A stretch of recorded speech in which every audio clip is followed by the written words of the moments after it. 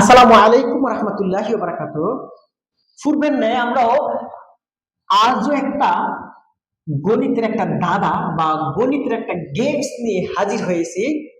যদি আমরা এই গেমস গুলো আবারও বলি যে পরিবারের বাচ্চাদেরকে মোবাইলে গেমে আসক্ত না করে এই গেম গুলোতে আসক্ত করি, তাহলে গণিতের প্রতি তাদের জ্ঞানের প্রসার অনেকটা বেড়ে যাবে। তাহলে দেখা যাক কিভাবে এর সমাধান আমরা করব। আমরা প্রথমে দেখতেছি একটা চিত্র ত্রিভুজের ভিতরে কিছু সংখ্যা আছে, দ্বিতীয় ত্রিভুজের ভিতরে কিছু সংখ্যা আছে, তৃতীয় ত্রিভুজের ভিতরে কিছু সংখ্যা আছে। তাহলে দেখা যাক কিভাবে সমাধান করব। আমরা প্রথমে এই 3 আর 8 এ গুণ করব, অর্থাৎ 3 ইন্টু 8 আমাদের রেজাল্ট হবে 24।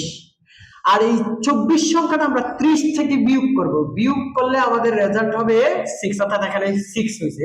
সেম আমরা একই ভাবে দ্বিতীয়টাও আমরা এইভাবেই করব যে 7 আর 4, অর্থাৎ 7 ইন্টু 4, 4 সাথে 28, এখানে 49 আছে, আমরা 49 থেকে 28টা আমরা বিয়োগ করব, বিয়োগ করলে রেজাল্ট আসবে 21।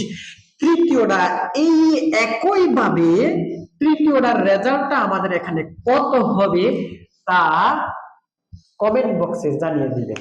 ধন্যবাদ সবাইকে।